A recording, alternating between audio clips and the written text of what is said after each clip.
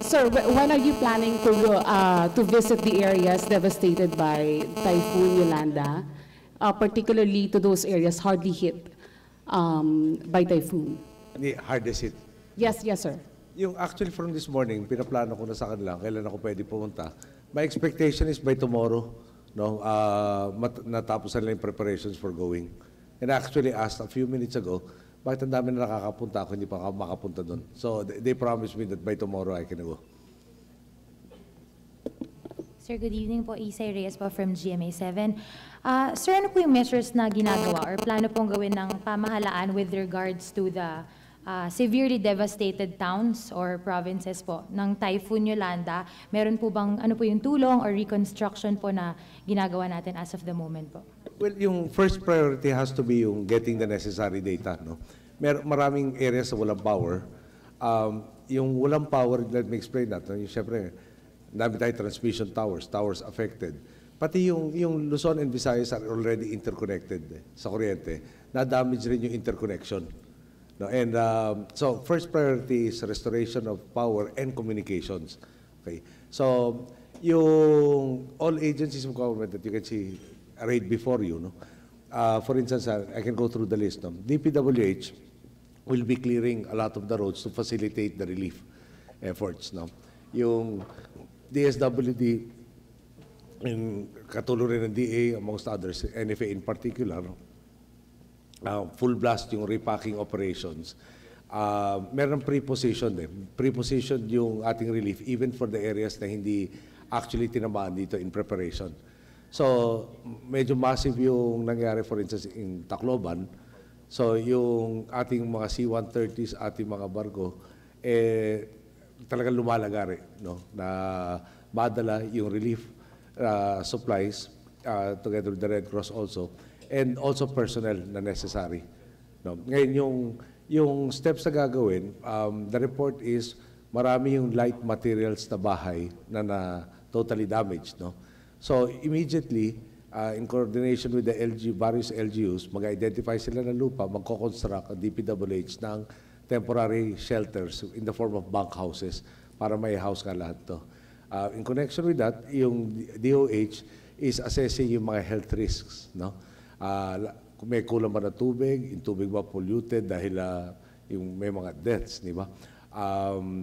Yung upper respiratory infections, diarrhea, and the injuries that have to be treated right away, no? So, DOH, again, hampered ng konti because of the lack of communications. But in the areas na na-restore na yung power at communications, at nakahanda na naman lahat nitong mga entities na to beforehand, yung augmentation ang kailangan natin makuha. Yung data, yung need for augmentation na kailangan natin malikom na impormasyon, at yung isa sa mga priorities. May I just cite also even the BFP. No? Yung siguro, ang pinaka-essential dito, DOST was saying na hindi optimal ang weather and actually dangerous, especially for helicopters. But to the credit of our men in uniform, no, in the Air Force helicopters have been flying, conducting yung aerial surveys and also delivering relief to areas that are presently inaccessible. Sir, sa last tally po kasi na nakuha po ng media, ang official po ay 4 pa lang po as of 6 a.m. po yung number po ng casualties and 7 po yung injured. Ano po sir yung tinitignan natin na number po as of this time? And then sir, kino-consider po ba natin na Tacloban po talaga yung severely hit or the most hit dahil halos daw po mabura sa mapa yung Tacloban po? Well, dapat naman tayo siguro mag-caution ng, huwag naman natin sabihin na bura. No? Ulitin ko, nireport sa atin yung for Rojas City, Kalibo, and Tacloban, yung light materials na houses at talaga severely affected. They were initially stating, excuse me, 90%. Pero yung 90% is yung parang minsanang survey. At saka baka naman yung nakikita lang nila. Kulangan ng power. Even the governors have been going to various areas within their provinces. Hindi natin masasabi na nakompleto na yung tally. Yung sa casualties, we think it will be substantially more. We're not prepared to say how much more at this point in time because that also is being collated at this time. Thank you, sir. Thank you, Isay. Next, JC Kaininan, Sunstar Manila. Magandang gabi po, Mr. President. Is the international community already pledged for humanitarian aid? Pagka hindi ko nag-offer na Israel, nag-offer rin ng, if I can recover specifically, Secretary Del Rosario tells us na teams, actually personnel ang inaalok ng Israel. Okay. Okay. The Israeli ambassador called. They are offering assistance in this calamity. They can send rescue teams, humanitarian missions, medical emergency missions. We understand that the ambassador was relaying direct instructions from Prime Minister Netanyahu. Secretary Ona informs us na merong mobile hospital from New Zealand that inoffer na rin sa atin, which will add to our own mobile hospital. No? There are other countries that have already pledged both personnel, equipment, and assistance to this. Then, follow-up na po, sir. Sir, saan po kukunin yung funding po para po, nagagastusin po para sa nangyari pong dilubyong ito, sir? Well, yung binabanata na calamity fund, contingency fund, lahat ng mga lump sum funds, kasama na yung Presidential Social Fund. Pwede rin kunin yan. Yung calamity at saka contingency has roughly about $1 billion pesos. No, still in it. Presidential Social Fund, roughly about 6 billion. No. Tapos meron na ring funding, yung quick response funds called QRF by the various agencies, DPWH, DSWD, etc. Okay po, sir. Salamat po, sir. Well, pero ganda na rin yung tanong mo, no? I'd like to assure everybody, marami tayong sakunan dumaan ngayon, both man-made and natural. At there's something like 16 billion in savings identified na can assist this. And yung sa reconstruction phase naman, most of that will occur next year, wherein the new budget hopefully will have been approved and there will be new funding for the rehabilitation. Ang nire-report kanina, for instance, sa infrastructure on roads, karamihan impossible dahil fallen trees tsaka yung fallen electric posts. No? Wala naman nire-report na damage to yung bridges and roads at the present time. So, the bulk of DPWH's work is clearing.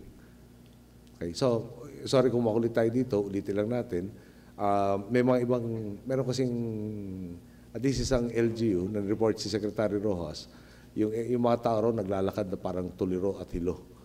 No? So, yung gusto natin i-assure lahat na may kapasidad at kakayahan ng gobyerno tugunan yung mga pangunahing pangangailangan ngayon at yung pangangailangan pagkatapos nito.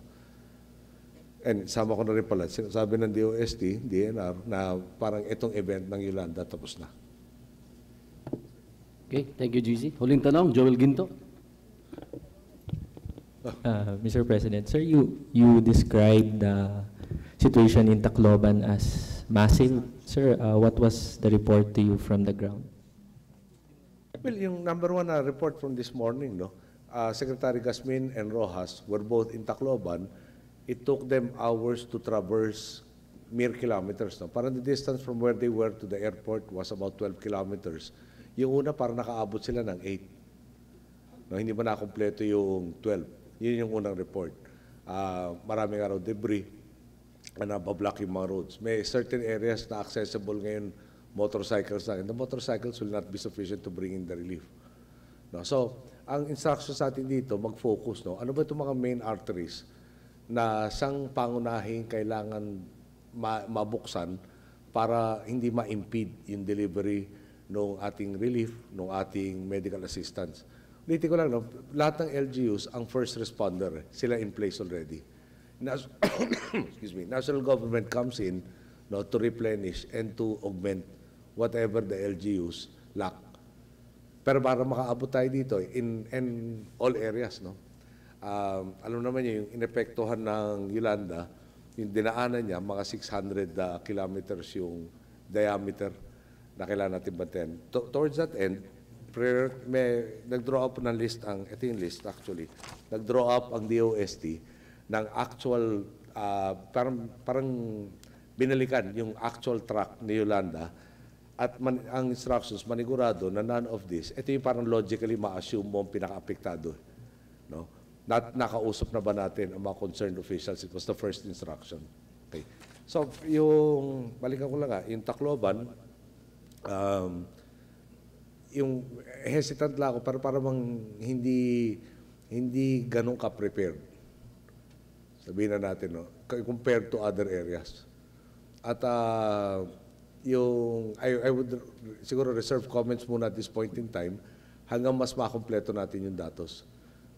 Yung kailangan mo ng impormasyon magmumula sa komunikasyon, yung komunikasyon down, yung mga ginagamit natin kanina para makausap yung ating mga kalihim, satellite phone, si satellite phone rin at some point in time kailangan rin natin i-recharge. No? So, there are actually 4 cabinet secretaries present already in the region. Secretaries Gasmin, Rojas, Soliman, and Petilla. And again, parang I think you can discern ano ba yung kanya-kanyang functions and it is being attended to. Okay? Sir, would you say that Tacloban was the worst hit by this? Mahirap pag-assess dahil di ba, kulang pa yung datos na nakukuha natin. Kasi ulitin ko lang na kunyari nung kaninang umaga nakausap ng ating mga kasamahan si Governor Tanco ng Capiz, ang kaya lang niya ma-report basically yung sa Kapitolyo at yung paligid ng Rojas City. Okay. So, yung hinahanap si Governor ng Palawan, nakausap rin, nasa tinignan yung Busuanga at saka pati Coron, di ba? Si Governor Davide, nakausap po rin kanina, patungo siya sa norte ng Cebu. Lahat naman sila nag-a-assess, no? Sa lahat itong mga lugar ng tinamaan ng Yolanda. Sir, last question. Ano yung pinaka-kailangan, sir, na supplies dun sa affected areas? Kasi kaninang umaga merong report na kailangan daw po ng at least 100 body bags in Tacloban alone. Well, yung mga pinakakailangan natin siguro asikasuhin yung buhay. No? So pagkain, tubig, at saka yung sisilungan. Di ba, pag yung wala ka sinusilungan, exposed to the elements, makakasakit, ayaw naman natin dumami pa casualties dito. So actually, the last instructions to this meeting was, nalagpasan natin yung hagupit ng bagyo, tragedy naman kung yung post, doon tayo talaga pumalpak. No? Medyo maraming communities, maraming LGUs, in fairness to them, that actually were going around their communities, preparing their people, and resulted in, di ba, parang, yung initial reports were very little casualties. However, I have to emphasize, most, no? Parang initially, may mga questions ako that hindi all. At yung hindi all, we'll have to explain. You were given, you had all the data needed. No? And as you know, any casualty is an issue with me. Okay, thank you, Mr. President. At maraming salamat sa mga kasama sa media. Magandang gabi po. Thank you.